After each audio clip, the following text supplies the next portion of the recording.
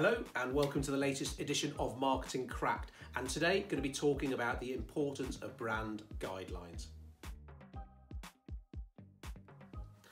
Okay, welcome back. So brand guidelines, what's that all about? Sounds very serious. It's about protecting your logo, protecting the look and feel of your company. So imagine you're walking down the street and you see a McDonald's and the golden arches, the M is a slightly different dimensions to what you usually see, or maybe it was a different shade of yellow. What McDonald's is all about, they are fiercely protective about your brand, as is Nike, as is Apple. That Apple logo is the same, they're the same dimensions everywhere, the same colours everywhere. Now imagine if McDonald's franchisees were allowed the freedom to have a little play. Maybe one would decide, oh, I'm not sure about that kind of yellow. I quite like this shade of yellow.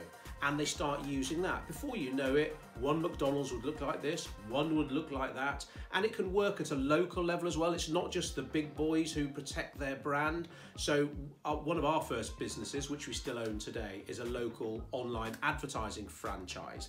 Now, it's called The Best Of, and back in the day, sort of over a decade ago, franchises were selling everywhere and the franchisor was busy looking after the brand, but sort of let us all have quite a lot of freedom. Now, because we've got marketing experience, my wife and I, we didn't touch the brand. But some franchisees, they started changing the colours, changing the fonts, and basically one day we had a conference and the franchisor, the owner of The Best Of, drove onto the car park, and that's when it hit him. He saw all these different cars, all with different Best Of signage on there, and that cohesiveness, that security and that power of having the same brand was totally diluted, and that's when he started putting strict guidelines in place. So we're the same as well. Look, our yellow, this yellow here, it is the same shade of yellow we use everywhere.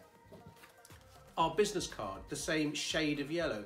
Even our office walls are painted yellow, but they're painted that yellow. And our logo is the same everywhere, the same dimensions everywhere, because your brand is your livelihood. You've got to protect it. If you're taking an ad out in the paper, don't let the newspaper chuck your logo to the bottom corner of the ad. Don't let them have any text around the ad, and even seen this recently, a client's logo that had text over its logo.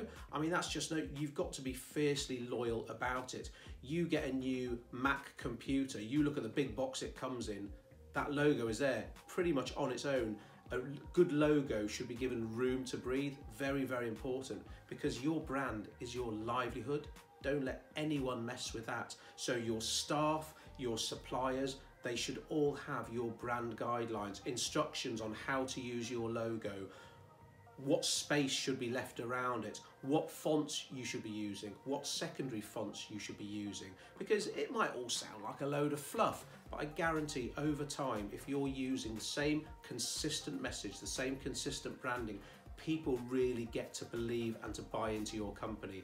And as soon as you start deviating away from that, your message will start getting lost. What you stand for will start getting lost. So brand guidelines, hugely important, but not many people have them. One sheet of paper with clear instructions on that people need to follow to the letter. Oh, it is serious, isn't it? I'll see you soon for another edition of Marketing Cracked.